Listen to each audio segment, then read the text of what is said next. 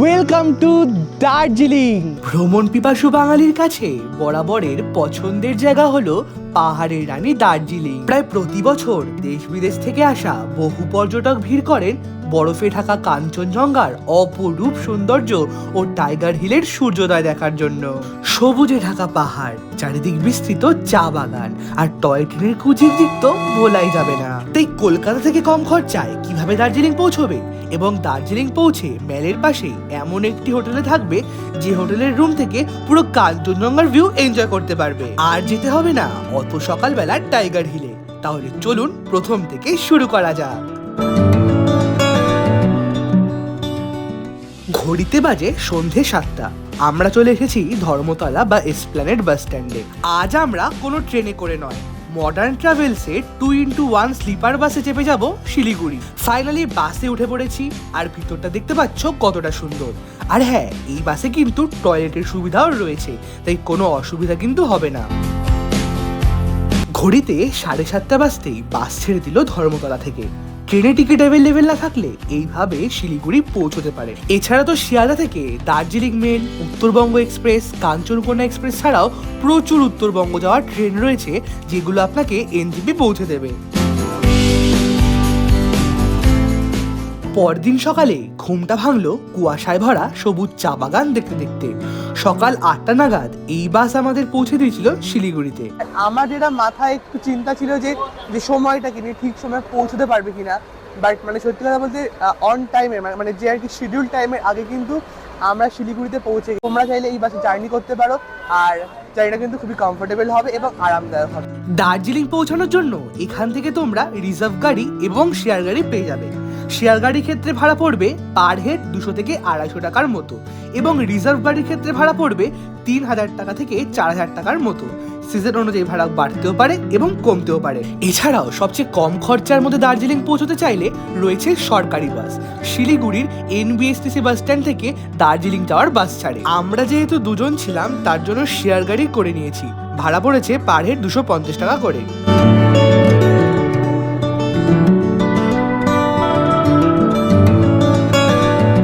রাস্তার দুধারে চা বাগান, আর তার মাঝখান দিয়ে গাড়ি ছুটে চলেছে দার্জিলিং এর উদ্দেশ্যে।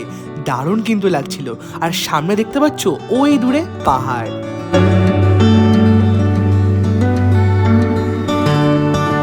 শিলিগুড়িতে নেমে তেমন একটা কিছু খাওয়া হয়নি, তার জন্য খিদে পেয়ে গেছিল।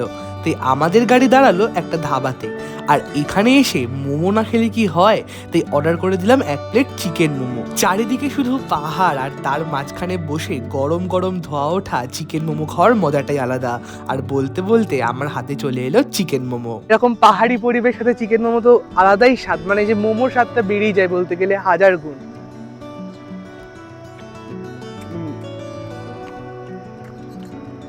এই স্বাদ নর্থ বেঙ্গল ছাড়া কোথাও পাওয়া যাবে না, বিশ্বাস করো।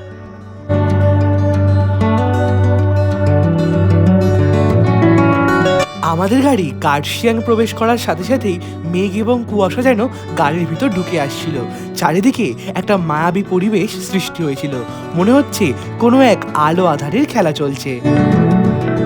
কার্শিয়াং স্টেশন পেরোনোর পরেই দেখি ঘড়িতে বাজে 12:18, আর এখান থেকে কিন্তু আমাদের যেতে এখনো সময় লাগবে প্রায় 45 মিনিট মতো। শেষমেশ প্রবেশ করলাম দার্জিলিং এ, আর বাদিকেই রয়েছে ঘুম স্টেশন, যেটা ভারতের উচ্চতম রেল স্টেশনগুলির মধ্যে একটি।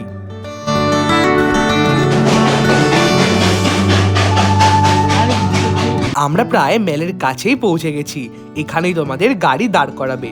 এখান থেকে কেভেন্টার্সের পাশ দিয়ে যে রাস্তাটা উপরে উঠে যাচ্ছে, সেই রাস্তা ধরে মেলে পৌঁছতে হবে। আমরা যখন গেছিলাম তখন কিন্তু বেশ ক্রাউড ছিল, কারণ সেখানে একটি মেলা হচ্ছিল। আর সেদিন পুরো মেল চত্বর দারুণভাবে সেজে উঠেছিল। এবার আসি আপনারা হোটেলে কি করে পৌঁছবেন। মেল থেকে একটি রাস্তা উপরে উঠে যাচ্ছে, জাকির হুসেন রোড। সেই রাস্তা ধরে কিন্তু একটু এগোলেই একেবারে 2-3 মিনিট লাগবে আমাদের হোটেলে পৌঁছতে।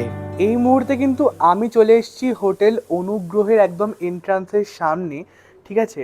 তোমাদের কিন্তু most requested video with view room, এবং কিন্তু একদম কম প্রাইস, মানে একেবারে রিজনেবল প্রাইসের মধ্যে। তো চলো ভিতরে এন্টার করা যাক।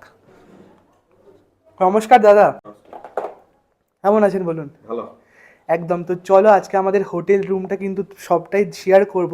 আর এটা কিন্তু হচ্ছে রিসেপশনস এরিয়া, এখানে কিন্তু সমস্ত কন্ট্যাক্ট নাম্বার তো আমি দিয়েই দেবো। তো চলো এবার আমাদের রুমটা কি রয়েছে তো সেটা দেখে নিই, তাই তো দাদা? একদম। এই মুহূর্তে আমি রয়েছি হচ্ছে হোটেল অনুগ্রহের একটা 4 বেডরুমে। যেহেতু এখন সব ভিউ রুম অকুপায়েড, কারণ এখন পিক সিজন চলছে, তার জন্য কিন্তু আজকে আমরা ভিউ রুম পাইনি। বাট এই হোটেলে কিন্তু তোমরা আসলে ভিউ রুম পেয়ে যাবে। তো কালকে সেটা আমি দেখিয়ে দেবো, আজকে একটা দেখিয়ে দেবো ভিউ রুম। আর এখানে কিন্তু আজকে আমরা যে রুমে রয়েছি এটা কিন্তু 4 বেডরুম, দেখতে পাচ্ছ। এখানে কিন্তু আমরা 3 জন শুতে পারবে ভীষণ ভালোভাবে। একটা রয়েছে হচ্ছে ব্ল্যাঙ্কেট রয়েছে খুব সুন্দর, আর যতদূর আমি টাচ করে বুঝতে পারছি খুব ক্লিন, ঠিক আছে। এখানে রয়েছে হচ্ছে আর একটা বেড, তোমরা যদি আর একজন থাকো এখানে কিন্তু ইজিলি শুতে পারবে। এখানে দেখো রয়েছে একটি টিভি, তোমরা এন্টারটেনমেন্ট পারপাসে কিন্তু টিভিটা খুব সুন্দরভাবে ইউজ করতে পারবে। এদিকে দেখতে পাচ্ছি এই বেডের কিন্তু একদম ওপরেই রয়েছে একটা মিরর, মানে একটা বিগ সাইজ মিরর। তোমরা কিন্তু এটাকে ইউটিলাইজ করতে পারবে, ভীষণ ভালো রুমটা, ঠিক আছে। আর এর থেকেও কিন্তু ভিউ রুমগুলো, মানে হোটেল অনুগ্রহের যে ভিউ রুমগুলো আছে ওগুলো কিন্তু আরও বেশি ভালো। তো এই বেডরুমটা কিন্তু আমাদের আজকের জন্য, ঠিক আছে। আর কালকে কিন্তু আমরা একটা ভিউ রুমে শিফট হব। তো ভিউ রুমটা কিন্তু ভীষণ সুন্দর দেখতে হবে, আর আমার কিন্তু মোটামুটি খুব ভালো লেগেছে। এখানে রয়েছে হচ্ছে সুন্দর 3টে নরম নরম কিন্তু বালিশ রয়েছে, তো বেশ ভালো লাগছে।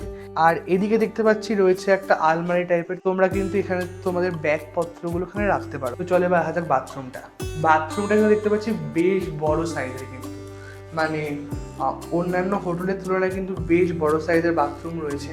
এদিকে রয়েছে একটা ছোট্ট একটা হাত ধোয়ার জায়গার মতো, জল পড়ে কিন্তু ওটা দেখছি, বেশ সুন্দর। এখানে রয়েছে হচ্ছে কল, দেখতে পাচ্ছ জল পড়ছে, আছে হচ্ছে শাওয়ার।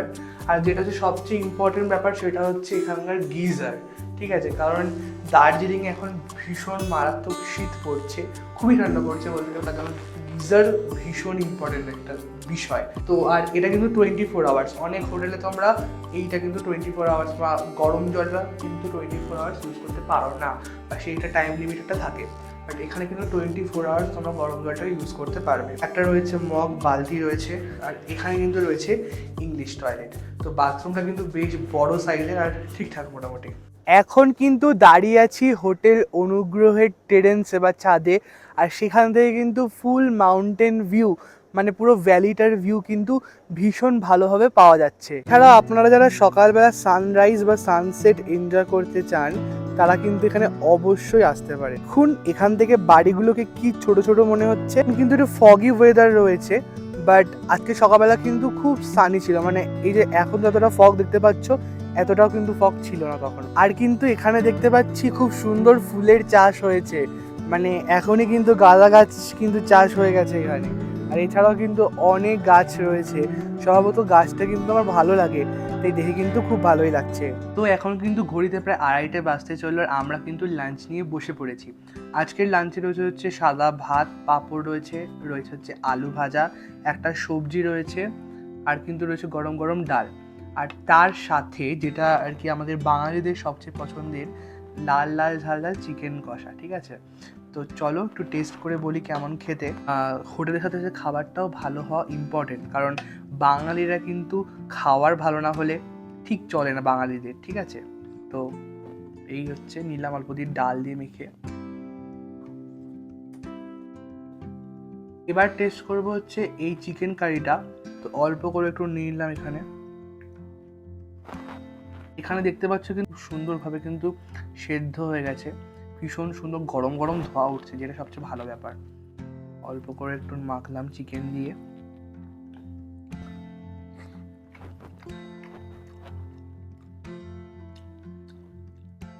ভালো খেতে, আমি বলবো সস্তায় ভালো খেতে এবং থাকতে হলে অবশ্যই কিন্তু আসতে হবে হোটেল অনুগ্রহতে।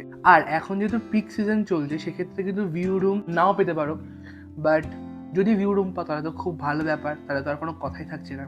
আর যদি না পাও তাহলে একটু বলবো লাকের ব্যাপার। চলো খাওয়াটা শেষ করে তারপর একটু বাইরেটা ঘুরতে যাবো। দুপুরের খাওয়া দাওয়া কমপ্লিট করে চলে গিয়েছিলাম দার্জিলিং স্টেশনের দিকে, আর এত টয় ট্রেন দেখে মনটা কিন্তু সত্যি ভালো হয়ে গিয়েছিল।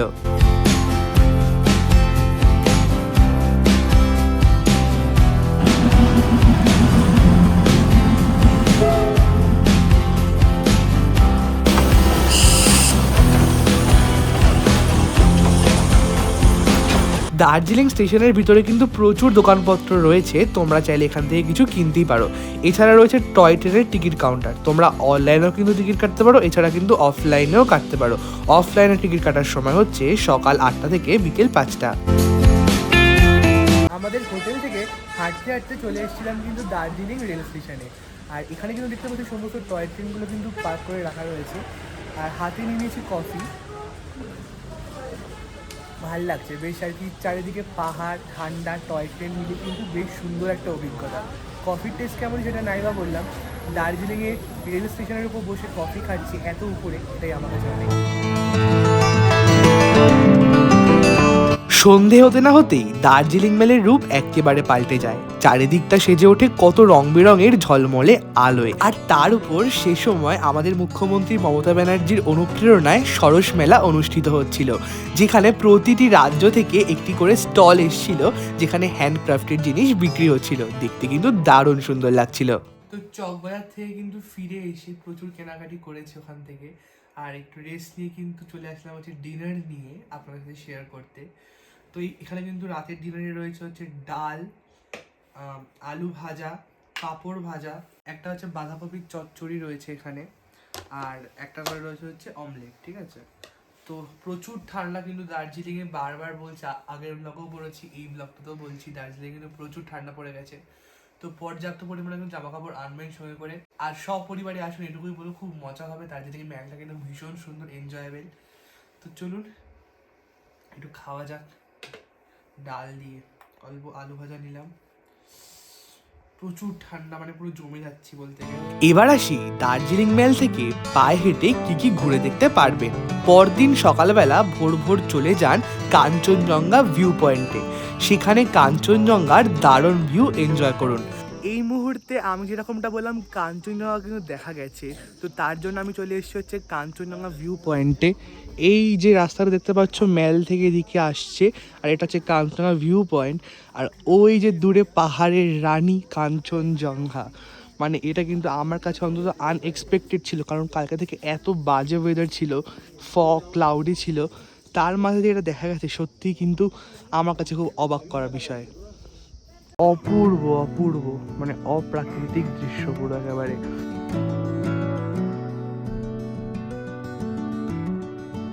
এরপর চলে যান মহাকাল মন্দিরে। মহাকাল মন্দিরে কিন্তু স্বয়ং অবস্থান করছেন শিব। এছাড়াও কিন্তু বিভিন্ন বৌদ্ধ এবং হিন্দু দেবদেবী রয়েছে। সেখানে কিছুটা সময় কাটিয়ে চলে আসুন হোটেলে। তো কালকে আমি তোমাদেরকে যেমনটা কথা দিয়েছিলাম যে এই হোটেলে কিন্তু ভিউ রুমও রয়েছে। আমাদের হোটেল অনুগ্রহ দার্জিলিং, আর মেল রোডের এখানেই রয়েছে। আচ্ছা, মেল থেকে মোটামুটি ধরেন 30 সেকেন্ড। এটা আমাদের ভিউ রুম, 4 বিটের, Okay. পুরো কাঞ্চনজঙ্ঘা একদম। আচ্ছা, মানে পুরো কাঞ্চনজঙ্ঘা ভিউ রুম এখানে রয়েছে, তাই তো? একদম একদম। এটি হলো হোটেল অনুগ্রহের কাঞ্চনজঙ্ঘা ভিউ রুম। দারুণ সুন্দর কিন্তু এই রুমটা। এখানে কিন্তু তোমরা 3 জন বা 4 জন এলে আরামসে থাকতে পারবে। তো ফার্স্টে দেখলাম এখানে কিন্তু রয়েছে একটা সুন্দর দেখে মিরর, রয়েছে টি টেবিল, আর দারুণ কিন্তু রুমটা আমার কিন্তু বেশ ভালো লেগেছে। আর সব থেকে ভালো হচ্ছে এই রুমের ভিউটা, আর এখান থেকে কিন্তু কাঞ্চনজঙ্ঘাও ভিজিবল, যেহেতু এখন ফগি ওয়েদার, তার জন্য কিন্তু দেখা যাচ্ছে না। এটা হচ্ছে এখানকার বাথরুমটা কিন্তু বেশ সুন্দর এবং ক্লিন, আর এখানে কিন্তু গিজার রয়েছে। তো সমস্ত রুম তো আমি তোমাদেরকে দেখিয়ে দিয়েছি, খাবার দেখিয়েছি, কি খাবার পাবেন এখানে আসলে, কিভাবে আসবেন, সমস্ত ইনফরমেশন তো দিয়ে দিয়েছি। এবার জেনে নেবো এই রুমের কত কি ভাড়া রয়েছে। তো দাদা যদি একটু বলে দাও যে মানে এই দার্জিলিং এর মধ্যে এত কস্টলি জায়গায় যে এখানে এত কম দামে তোমরা কি করে রুমটা দিচ্ছ? সব থেকে বড় কথা তো আমাদের এখানে আমরা জল রানিং দিই। আচ্ছা, মানে পুরো জলটা থাকে? জলটা একদম 24 ঘন্টা হট ওয়াটার, ঠান্ডা জল, গরম জল রানিং। প্লাস আমাদের প্লাস পয়েন্ট এখানে মেল পাশেই রয়েছে। আচ্ছা, আর এমএল দিয়ে রুম ভিউ আছে, নন ভিউ আছে, অপশন দুটোই রয়েছে। এটা ভিউ রুম সিজনে 3500 আর অফ সিজনে 2000। আর ডাবল বেডও রয়েছে, ডাবল বেড সিজনে 2500, অফ সিজনে 1500 থেকে 1000 টাকার মধ্যে ডিফারেন্ট। মানে কালকে আমাদের কি এতই ভিড় ছিল, আমরা কিন্তু ভিউ রুমটা পাইনি এই কারণে। হ্যাঁ, এখন প্রচুর ভিউ রুম মানে পাই যাচ্ছে না। যারা বুকিং করছে ওদের জন্য আগে থেকেই ব্লক করা হচ্ছে। খাওয়া দাওয়া আমাদের নিজস্ব রেস্টুরেন্ট আছে, খাওয়া দাওয়ার নিচে রেস্টুরেন্ট রয়েছে, রেস্টুরেন্টও খেতে পারেন। আর অনেকেই বলে রুমে দিয়ে দিই, রুমে দিয়ে দিই। আচ্ছা, প্লাস আমার কাছে আরো কিছু রুম রয়েছে নন ভিউ রয়েছে। নন ভিউ রুমের রেট একটু কম রয়েছে, কিন্তু ওরাও কিন্তু ভিউ ফেসিলিটিটা নিতে পারবে। উপরে টেরিস আছে, হ্যাঁ, টেরিসে উপরে ছাদটা ভীষণ সুন্দর, মানে একদম। ওখান থেকে পুরো ভিউটা চলে আসে, জি। পুরো সিটির ভিউটা আসে। বাট সবই তো হলো, কিন্তু কন্ট্যাক্ট নাম্বারটা বলো, তাহলে মানুষ বুকিং কবে করবে? কন্ট্যাক্ট নাম্বার আমার হলো 7584071223। তাহলে কন্ট্যাক্ট নাম্বার থাকলো হচ্ছে রুম, থাকলো ইনফরমেশন। তাহলে কি করছো, বুক করে নাও। নিজেদের সামনের কোনো ছুটিতে দার্জিলিংয়ে যদি কম খরচে থাকতে চাও, তাহলে কিন্তু আমি বলবো হোটেল অনুগ্রহ ইজ দ্য বেস্ট। তো চলো দেখা হচ্ছে পরের ভিডিওতে। তো কেমন লাগলো Kolkata to Darjeeling tour guide video? একদম কিন্তু জানাতে ভুলবেন না, আর কমেন্ট করতে ভুলবেন না। দেখা হবে আরও নতুন নতুন ট্যুর ব্লগ নিয়ে। ততদিন সুস্থ থাকবেন এবং ভালো থাকবেন। Thanks for watching.